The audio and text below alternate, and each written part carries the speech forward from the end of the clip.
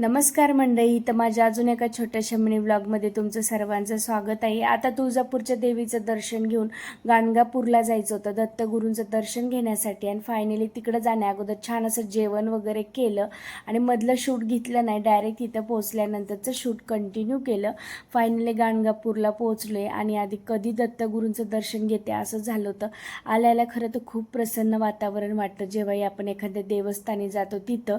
पण त्या अगोदर आहे ना, इथं त्रिवेणी संगम होता आणि इथं तुम्ही हातपाय वगैरे धुवायचे असतात असं म्हणलं जातं, किंवा आंघोळ करायची असेल तर तेही करू शकता तुम्ही. पण आम्ही फक्त हातपाय वगैरेच धुतले, कारण इथं आजूबाजूला बघू शकता एवढं मोठं दत्तगुरूंचं स्थान. लोक भाविक कुठून कुठून लांबून लांबून येतात आणि बघू शकता आजूबाजूला खूप जास्त प्रमाणात घाण होती.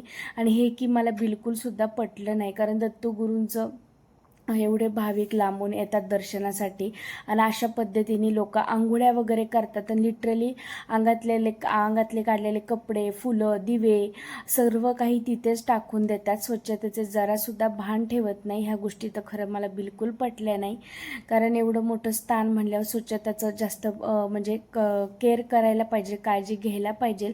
पण तसं काही तिथे दिसलं नाही मला. आणि त्याच्यानंतर औदुंबराचं जे झाड होतं तिथंसुद्धा छान असं दर्शन घेतलं. सर्वांनी मिळून प्रदक्षिणा घातल्या आणि आता प्रकट दिन येतोय तर सर्वजण ज्याच्या त्याच्या इच्छेने इथं प्रकट दिनाविषयी गुरुचारित्र्य वाचायला सुद्धा लोक बसली होती. आता नारळ वगैरे सर्व काही घेतलं आणि त्याच्यानंतर आतमध्ये निघालंच होतं दत्तगुरूंचं दर्शन वगैरे घ्यायसाठी.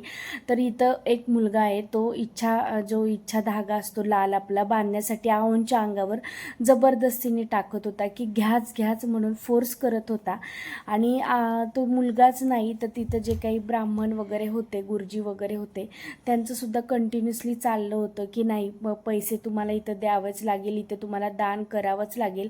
कारण किती केलं तर भक्तांची इच्छा राहिली किती दान करायचं की नाही करायचं, कारण एवढं लांबून लांबून येतात भक्तींच्या इच्छेने काय करायचं ते करतात. पण इथं प्रत्येक ठिकाणीच मला जबरदस्तीच जाणवली. आणि त्यानंतर माझ्या व्हिडिओच्या थ्रू मस्त असं दत्तगुरूंचं दर्शन घ्या.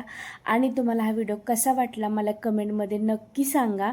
ज्या गोष्टी मला पटल्या नाही मी त्या तुमच्याशी शेअर केल्या. मला काही कोणाला दुखवायचं किंवा काही उद्देशून बोलायचं हेतू नव्हता. पण एवढं मोठं दत्तगुरूंचं स्थान म्हणलं, स्वच्छतेचं थोडंसं त्यांनी जर काळजी घेतली तर भाविकांना दर्शन करायला येण्यासाठी संकोच होणार नाही असं मला तरी वाटतं.